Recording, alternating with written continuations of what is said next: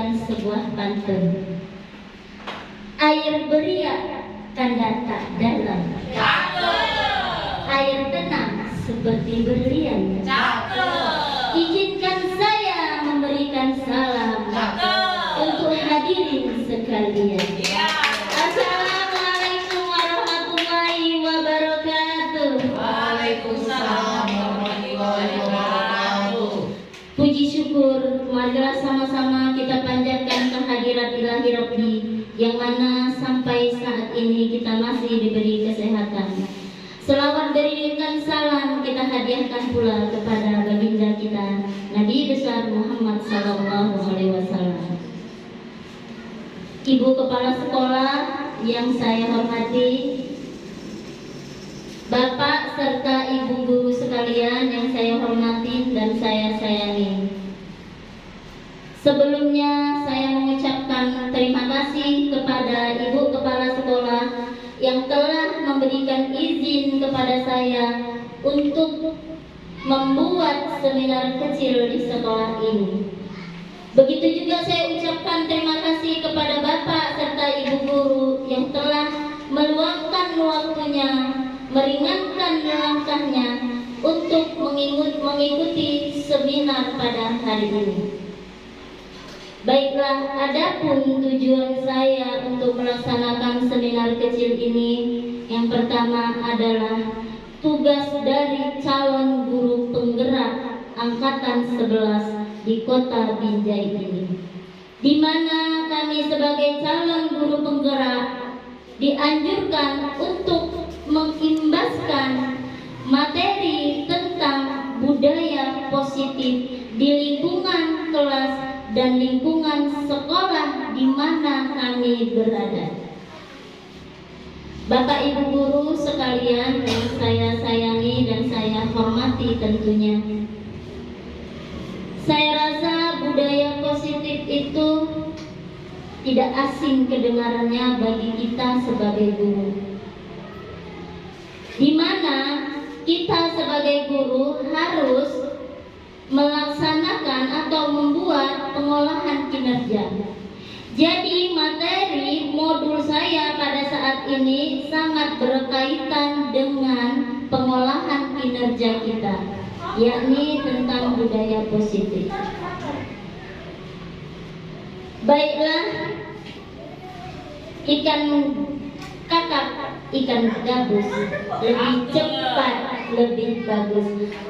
Maka saya masuki saja materi saya tentang budaya positif.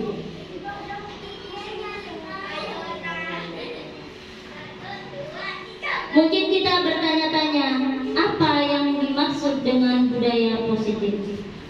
Budaya positif dalam konteks pendidikan merujuk pada lingkungan belajar yang mendukung perkembangan akademis dan emosional siswa melalui praktek-praktek yang memperkuat hubungan baik, rasa aman, dan keterlibatan aktif siswa itu sendiri, di mana lingkungan-lingkungan positif tersebut seperti rasa hormat, empati, kerjasama yang harus diperkuat di dalam lingkungan sekolah.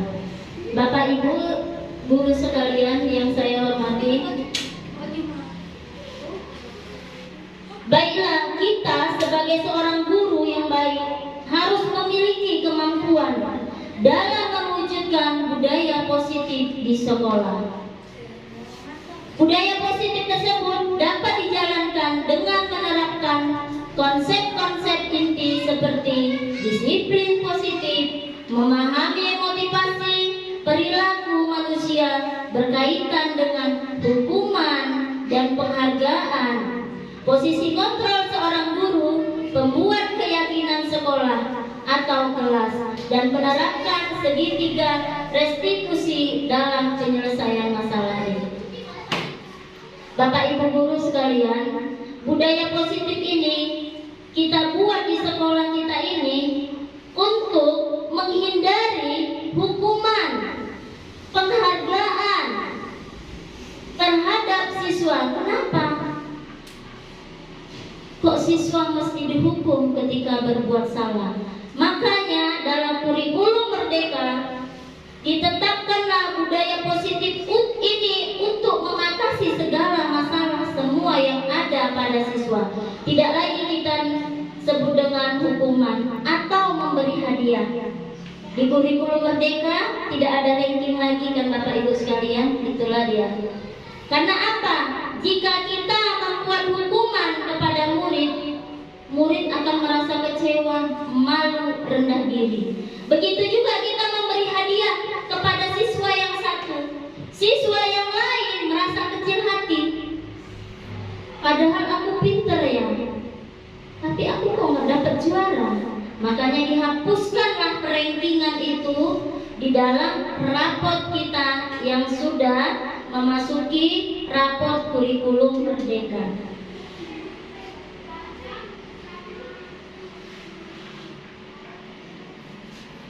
Motivasi perilaku manusia ini ditekankan kepada murid untuk menghindari ketidaknyamanan seperti tadi yang saya sebutkan.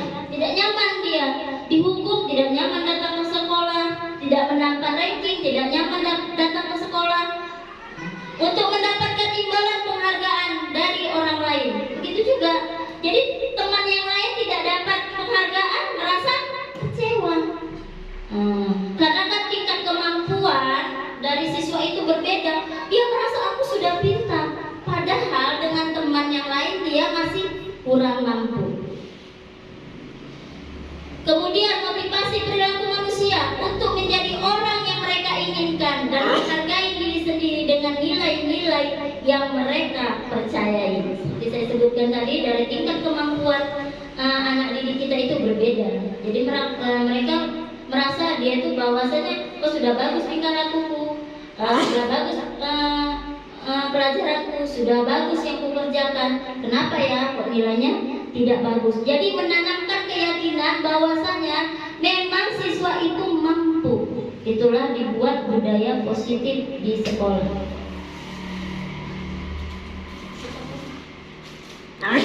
Udah. Ya, tujuan budaya positif. Kok budaya positif? Kapan ya tujuannya?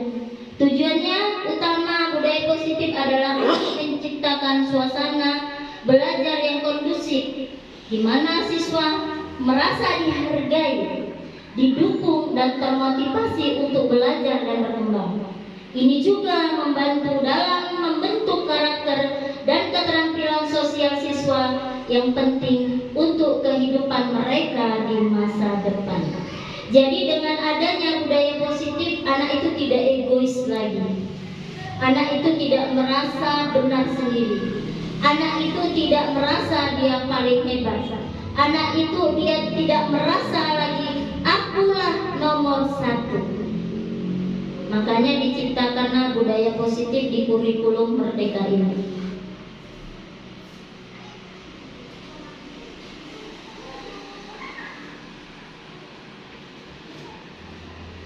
Oke Bapak Ibu guru sekalian, kita sebagai guru merujuk kepada trilogi pendidikan.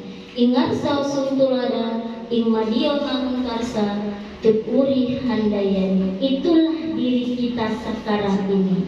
Di kurikulum Merdeka, Ki Hajar Dewantara mencetuskan trilogi pendidikan, di mana Ingarsa Suntulada, guru berada di depan memberi contoh model.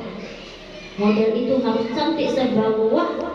Oh dialah guruku paling baik, dialah guruku paling cantik, dialah guruku idola. Namanya model. Model itu harus serba wah.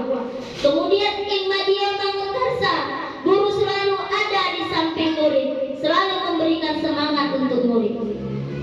Walaupun murid tidak mampu, kita selalu membelainya. Kita selalu di sampingnya. Ketika dia tidak tahu materinya, bukan kita bilang bodoh kau, tidak lagi. Oh ya nak, bentar ya nak ya. Nah ini juga nak lihat di sini. Itulah kita berada di sampingnya, membantunya. Kemudian Tukuri Handayani, guru berada di belakang, selalu mampu memberi dorongan dan arahan.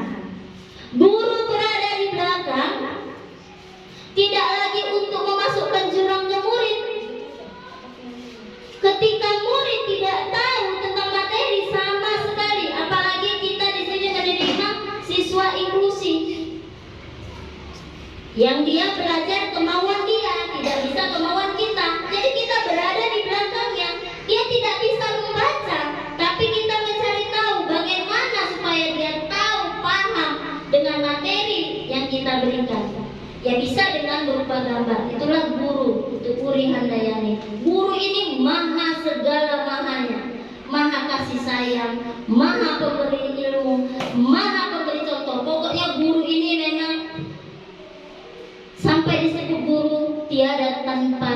tanda jasa. Nggak bisa menyebutkan ada bintang 3. Kalau mungkin di TNI bisa ya, bintang 3, bintang 2, guru tidak ada.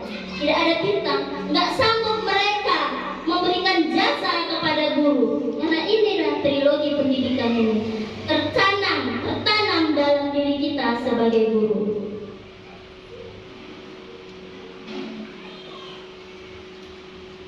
Oke Bapak Ibu guru sekalian, merujuk pada tujuan pendidikan menuntun segala kekuatan kodrat yang ada pada anak-anak agar mereka dapat mencapai keselamatan dan kebahagiaan yang setinggi-tingginya, baik sebagai manusia maupun sebagai masyarakat.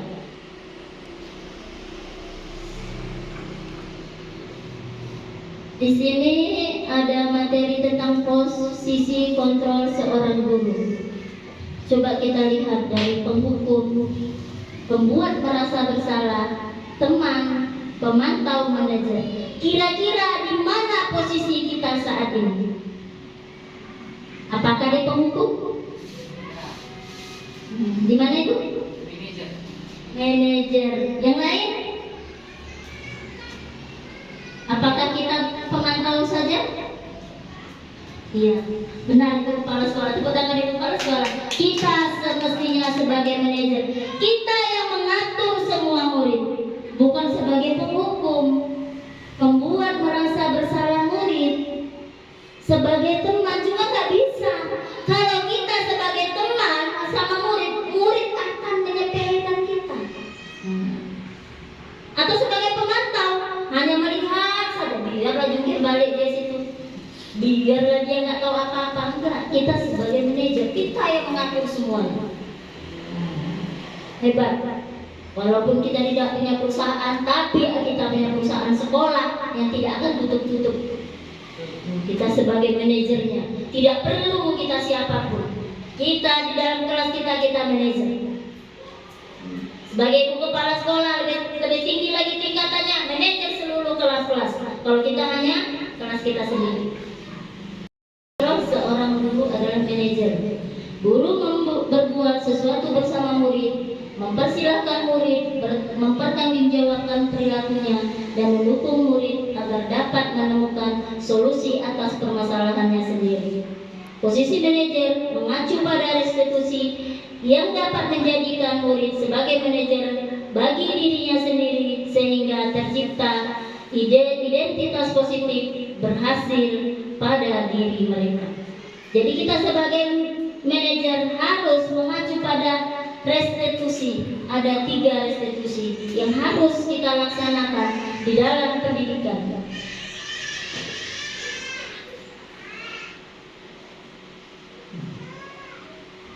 Sebelum masuk pada materi restitusi, di sini kita menemukan dulu keyakinan kelas kita. Keyakinan kelas ini bisa dibuat dengan peraturan. Jadi kita membuat terlebih dahulu keyakinan kelas. Keyakinan kelas itu kita dapat dari siswa. Mungkin kalau siswa kelas 1, kelas 2 itu arahan dari gurunya. Tapi kalau 3, 4, 5 itu bisa kita timbulkan berpikir kritis siswa tersebut dengan cara kita membuat keyakinan kelas atau aturan. Keyakinan kelas ini nama ngetrennya, tapi sebelumnya sudah kita lakukan aturan-aturan yang ada di dalam kelas. Bapak Ibu sekalian, di sini saya akan membagikan kertas planner ini. Kita akan mencoba membuat aturan-aturan kelas yang saat ini. Jadi nanti saya bagikan kertas planner ini pada Bapak Ibu guru sekalian. Ibu buat contohnya keyakinan kelas yang akan kita buat di kelas kita. Boleh nanti dirubah, ini kan masih kita buat contoh saja. Setelah itu yang sudah selesai, minta tolong ditempelkan di papan tulis.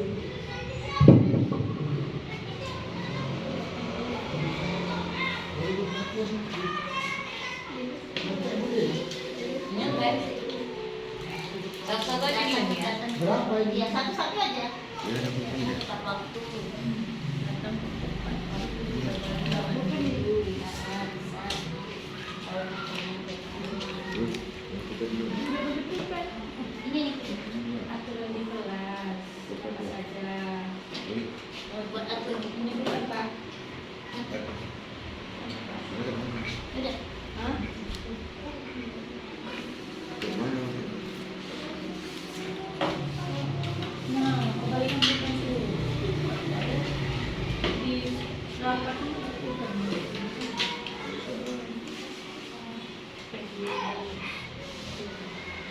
Siap, boleh langsung Bu. Stop. Buat namanya, biar tahu semua. Sebut nama. Enggak. Oke, itu nggak usah ditempel. Sebelah sininya Bu. Boleh mana-mana aja ya, Pak. Boleh ulangi. Harap yang ini. Mulai duduk dulu Pak. Lama kan aja senamnya. Udah lah Pak Ipul. Apanya orang Aduh, sakit perutku. Udah, oke, terima kasih Bapak Ibu sekalian. Cepat ya namanya. Mbak Ibu-ibu guru hebat ya kan? Oke. Baiklah. Di sini saya minta perwakilan dari guru untuk mengambil satu contohnya dan membacakannya. Pak Ipul, saya persilakan. Dia dapat video lagi.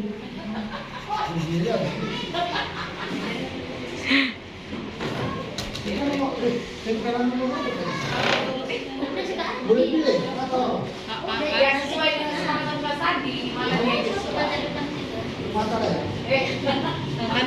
akan curiga nih curiga. Mental kali. Bukan harus slip. Oke, Iya. Oke, baiklah. Akan saya bacakan ini salah satu dari kesepakatan kelas yang dibuat oleh Ibu dan Bapak Guru. Dibaca apa ini tuh? Oke. Di sini dituliskan bahwasanya mengatur tempat duduk siswa yang belum paham. Ya, mengatur tempat duduk siswa yang belum paham. Artinya mungkin apabila Pak mahasiswa tadi agak sulit dalam menerima pembelajaran, mungkin siswa tersebut akan diatur tempat duduknya yang mungkin sebelumnya di belakang dimajukan ke depan. Itu mungkin maksud yang ditulis oleh Bapak atau Ibu guru ini. Demikianlah salah satu pendapat dari Bapak atau Ibu guru ini tentang kesepakatan kelas yang dibuat di dalam kelasnya. Oke, saya kembalikan kepada Ibu. Oke, terima kasih. Tepuk tangan dulu untuk tepuk tangan dulu untuk Bapak Saiful yang telah membacakan hasil dari diskusinya. Ya, kesepakatan kelas tadi yang dibaca.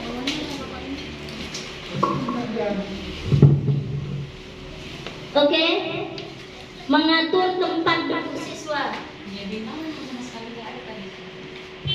Mengatur tempat duduk siswa, apalagi siswa yang baru pindah ya Pak ya, ya sudah juga mengatur. Apalagi ajaran baru. Ajaran baru kan mereka memasuki lingkungan sekolah yang baru, kelas yang baru. Jadi kita perlu mengatur tempat duduk siswa. Jadi kalau sudah teratur, misalnya siswanya pindah tempat duduk itu gimana Pak? Semuanya kalau menurut saya, kalau siswa yang pindah tempat duduk tadi, kalau seandainya tempat duduk siswa yang pindah tadi bisa diisi oleh siswa yang lain, umpamanya yang si A pindah tempat duduk agak ke belakang, tapi yang agak di belakang tadi pindah ke depan, itu bisa aja. Tapi kalau itu umpamanya suka-suka hati siswa ya tinggal gurunya, tinggal kembali kepada gurunya. Terima kasih Pak. Ya memang kan semestinya kita harus mengatur tempat duduk siswa karena memang banyak ya Pak ya, siswa itu duduk di tempat kursinya kawan yang lain sehingga mengadu, bu kursi saya didudukin. Nah itu berarti suatu permasalahan. Ya. Oke, dengan adanya kesepakatan kelas tidak mungkin ya Pak ya, manusia Bapak Ibu guru sekalian tidak punya kesalahan dan kesilapan. Begitu juga dengan anak-anak, memang dia hobinya buat salah karena kadang ada yang cari perhatian. Jadi dengan adanya kesepakatan kelas ini kita dapat mengatasi hal itu.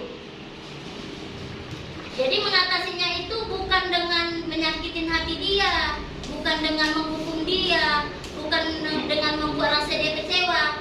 Kita menanamkan kepada diri dia bahwasanya oh itu perbuatanku itu salah. Dia yang mengakui dirinya sendiri bahwa perbuatannya itu salah. Bukan dari kita, dia mengakui. Oke, dalam hal yang penting dipelajari untuk menciptakan budaya positif di sekolah adalah melakukan kolaborasi antara sekolah, orang tua murid, agar budaya positif ini jangan hanya dilakukan di kelas, sekolah saja, namun juga di rumah, agar menjadi suatu kebiasaan karakter saat berada di lingkungan sekolah atau di lingkungan manapun. Maksudnya, kita setelah membuat budaya positif di kelas kita juga harus berkolaborasi dengan guru lain. Jangan nanti budaya positif kita itu bertentangan. Jadi kalau bisa tahap awal kita menyamakan. Memang beda ya, tingkat kelas rendah sama kelas tinggi biasanya beda. Cuman alangkah baiknya kalau kita menyamakannya.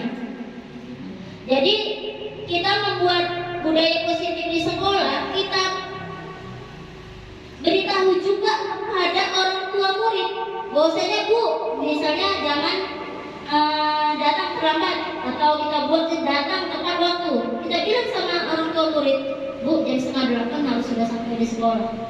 Jadi orang tua juga membuat budaya positif di rumah, membantu siswa. Contohnya juga tidak mengerjakan PR, mengumpulkan tugas tepat waktu. Ternyata PR tidak dikumpulkan, sementara orang tua tidak tahu. Saya nggak tahu Bu, anak saya tuh ada PR-nya. Jadi kita juga harus menginformasikan kepada orang tua, seperti sholat duha. Nah, mereka harus tahu kan apa perlengkapan yang dibawanya. Jadi bukan hanya kelas kita sendiri saja, lingkungan sekolah, kepala sekolah juga mengetahui, guru lainnya mengetahui. Nah, dan juga orang tua murid harus kita beritahu.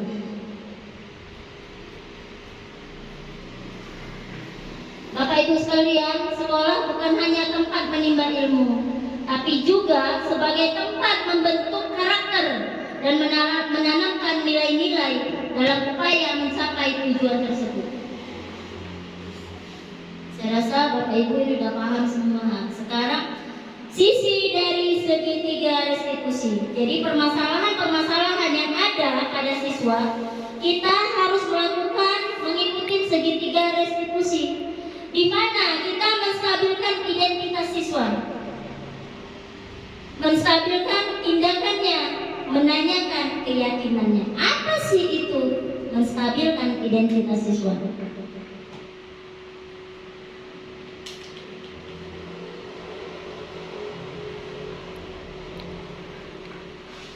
Tahapan pertama, menstabilkan identitas siswa.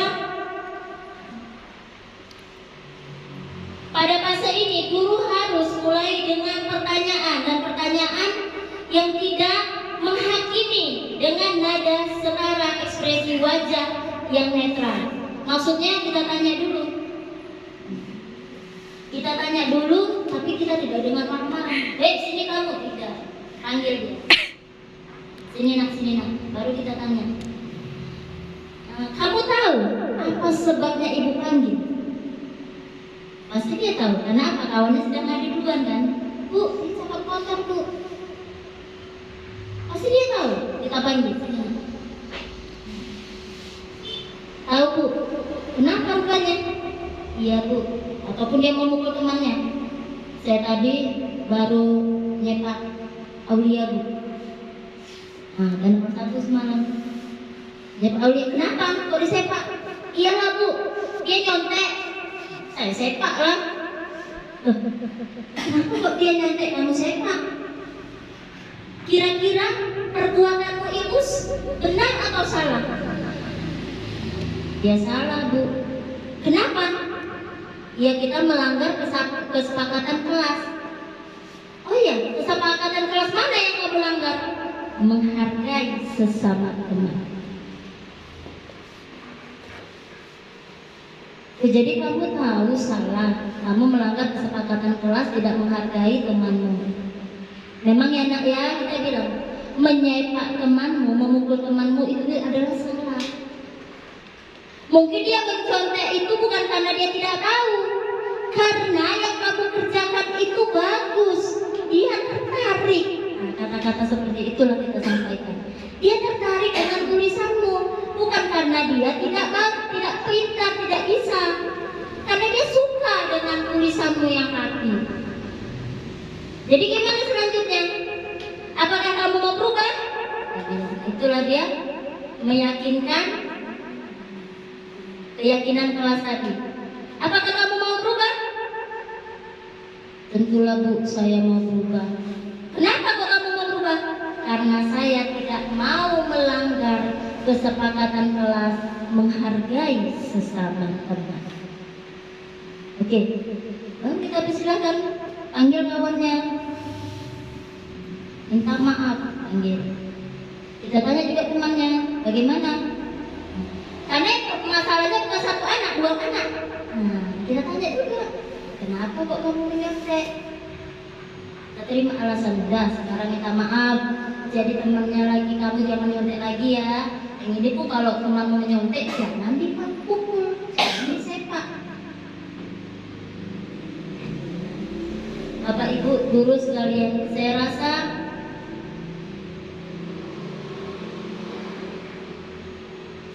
semuanya kita sudah pernah ya membuat seperti ini, ke budaya positif ini kita buat di kelas kita maupun di sekolah kita. Cuman kita sebutannya aja yang tidak tahu. Kalau pelaksanaannya saya rasa semua sudah melakukan, baik guru bidang studi maupun guru kelas dan ibu kepala sekolah. Sini saya ingin bertanya, sejauh mana pemahaman Anda tentang budaya positif di sekolah?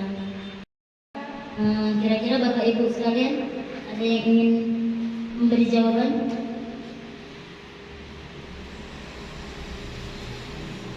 Kepala sekolah. Assalamualaikum warahmatullahi wabarakatuh. Saya akan menjawab sejauh mana pemahaman Anda tentang budaya positif di sekolah. Selama yang sudah saya lihat dan saya lakukan di sekolah itu adalah budaya positif. Buanglah sampah pada tempatnya. Nah, ya, jadi anak-anak sudah saya ajari membuang sampah jangan di laci tapi pada tempatnya. Itu salah satu budaya positif menurut saya. Terima kasih. Tepuk tangan dulu untuk ibu kepala sekolah. Yang tadi salah satu adalah budaya positif membuang sampah pada tempatnya. Banyak lagi ya, kira-kira Bapak Ibu guru yang lain ada lagi? Pak Ibu? Pak Saiful? Yang tadi baru dibuka. Yang tadi baru dibuka. Nah. Terima kasih kepada Ibu. Sebenarnya banyak sekali penanaman terhadap budaya positif yang bisa dilakukan oleh guru di sekolah terhadap siswa-siswanya. Selama ini yang telah terjadi di sekolah kita ini diantaranya adalah penanaman budaya positifnya, menyambut siswa di pagi hari ketika siswa datang dengan adanya guru piket. Kemudian beberapa minggu sekali atau sebulan sekali kita mengadakan gotong royong untuk membersihkan halaman sekolah, apakah itu dari rumput-rumput yang tumbuh, ataupun membersihkan dari sampah-sampah yang lain yang ada di lingkungan sekolah kita. Kemudian ada beberapa hal lagi yang bisa kita lakukan, diantaranya adalah kita memberdayakan siswa tadi dengan melaksanakan sholat sunat duha di Jumat Berkah itu, dan alhamdulillah selama ini telah dilaksanakan selama bertahun-tahun di sekolah kita ini. Yang kesemuanya itu yang ingin kita timbulkan dari diri anak didik kita itu adalah sikap keimanan dalam diri mereka. Konsep sikapnya itu tercermin dalam perilaku mereka di sekolah, dalam kesehariannya, ataupun di rumah dan di lingkungan SPK rumahnya. Hanya itu yang bisa saya sampaikan. Terima kasih. Terima kasih saya ucapkan kepada Bapak Saiful Laksani yang telah melaksanakan budaya positif sebelumnya. Sebelum tahu materi tentang budaya positif ternyata sudah melaksanakannya. Oke Bapak Ibu guru sekalian, di sini kita akan mengadakan refleksi. Nanti satu orang. Perkenalkan, nama saya Masyita. Sejauh mana pemahaman saya tentang budaya positif di sekolah? Ya, untuk membangun budaya positif, sekolah perlu menyediakan lingkungan yang positif, tentunya aman dan nyaman, agar murid-murid mampu berpikir, bertindak, dan mencipta dengan merdeka, mandiri, dan tentunya bertanggung jawab. Demikian refleksi yang dapat saya sampaikan ini. Terima kasih saya sampaikan kepada Ibu Salamia yang telah membagi ilmu yang beliau pelajari kepada kami semua. Terima kasih. Wassalamualaikum warahmatullahi wabarakatuh. Dari sini aja dari perkenalkan itu. Assalamualaikum warahmatullahi wabarakatuh. Waalaikumsalam warahmatullahi wabarakatuh.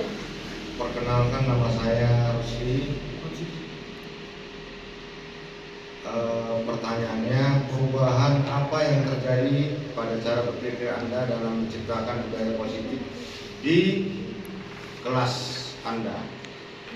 Perubahan yang pernah saya rasakan dari budaya positif adalah perubahan disiplin positif, kontrol posisi guru, dan cara menyelesaikan masalah. Tadinya dalam mendisiplinkan positif peserta didik, yaitu dengan memunculkan motivasi eksternal. Sekarang berubah menjadi motivasi internal. Kemudian kontrol posisi guru, tadinya penghukum dan pembuat orang merasa bersalah, sekarang belajar kontrol posisi diri sebagai manajer. Berikutnya tentang cara menyelesaikan masalah, dari pemberian penghargaan ataupun hukuman menjadi melaksanakan restitusi. Terima kasih. Waalaikumsalam. Assalamualaikum warahmatullahi wabarakatuh. Waalaikumsalam yang SPD atas kesempatan yang diberikan kepada saya. Perkenalkan, nama saya Saiful Laksani. Saya bertugas di SD Negeri 02477. Pengalaman yang pernah saya rasakan dari budaya positif adalah setiap Rabu saya selalu di lapangan membaca buku bersama para anak-anak didik dengan berbagai metode, mulai dari menyaksikan kemampuan mereka menceritakan buku yang mereka baca. Jadi setelah mereka baca, mereka dipersilakan untuk menceritakan kembali buku yang mereka baca. Kemudian mereka mengerjakan tindak lanjut berupa menjawab pertanyaan yang saya berikan. Demikianlah refleksi yang dapat saya sampaikan saat ini. Terima kasih atas perhatiannya. Billahi taufiq wal hidayah. Assalamualaikum warahmatullahi wabarakatuh. Waalaikumsalam. Bapak Ibu guru sekalian, atas penyampaian refleksinya dari kegiatan kita pada hari ini. Adapun kesimpulannya, ketiga langkah restitusi yang saya paparkan tadi adalah pendekatan yang baik untuk memunculkan kedisiplinan positif secara intrinsik dari dalam diri siswa. Pada praktiknya memang mungkin tidak akan mudah, apalagi jika dihadapkan pada konteks nyata di mana tidak semua hal terorientasi dapat serta merta aplikatif. Namun demikian, pendekatan ini perlu mendapat tempat baru pada cara kita memperlakukan siswa. Mungkin itu istilah yang tepat menggambarkan betapa hukuman mungkin tidak selalu efektif dalam menyelesaikan permasalahan-permasalahan di sekolah dalam konteks kekinian. Merubah cara pandang dan tidak hanya berlangsung secara lama dan turun-temurun memang tidak akan mudah. Ada keengganan untuk memulai dan ada perasaan tentang hal baru yang ditemukan dan dipelajari. Namun jika kita tidak pernah belajar dan mencoba, bagaimana kita bisa tahu bahwa sesuatu hal yang mungkin saja lebih baik dan lebih efektif dari yang selama ini kita yakini. Kesimpulannya, dalam diri kita dan sekolah kita seluruhnya di lingkungan ini harus menentukan budaya positif unggulan yang pertama. Baiklah, sebelum saya akhirin, izinkan saya memberikan pantun. Sudah lama menanti kekasih, kekasih pergi hendak menikah. Kami ucapkan terima kasih, mohon maaf jika tersalah. Burung dara, burung cendrawasih, cukup sekian, terima kasih. Assalamualaikum warahmatullahi wabarakatuh. Waalaikumsalam warahmatullahi wabarakatuh. Matikan dulu ya. Salamannya sampai mana? Langsung. Oh.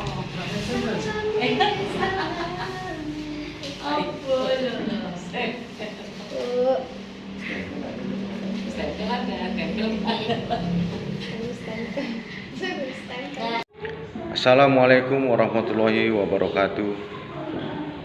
Nama saya Rusli, guru SD 02477. Banyak mengucapkan terima kasih kepada Ibu Salamia yang mana selama ini banyak membagi pengetahuannya selama mengikuti kegiatan calon guru penggerak ini. Apa yang telah disampaikan Ibu Salamia sekarang ini kami lakukan di dalam kelas. Alhamdulillah anak-anak mengalami perubahan yang lebih baik. Masalah tanggung jawabnya selalu dilakukan dengan rasa kesadaran. Terima kasih kepada Ibu Salamia. Kami tunggu inspirasi baru lagi dari Ibu. Wabillahi taufik wal hidayah. Assalamualaikum warahmatullahi wabarakatuh.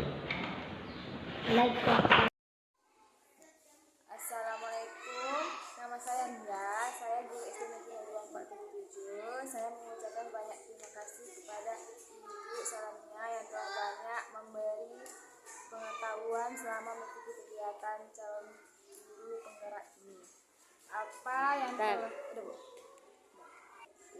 Apa yang telah disampaikan Ibu Salamia sekarang ini telah melakukan di dalam kelas. Alhamdulillah anak-anak ada mengalami perubahan yang lebih baik, masalah tanggung jawab jadwal selalu dilakukan yang rasa kesadarannya. Kepada Ibu Salamia kami tunggu inspirasi baru lagi dari Ibu. Terima kasih kepada Ibu Salamia, kami tunggu inspirasi baru lagi dari Ibu. Assalamualaikum. Lay whisper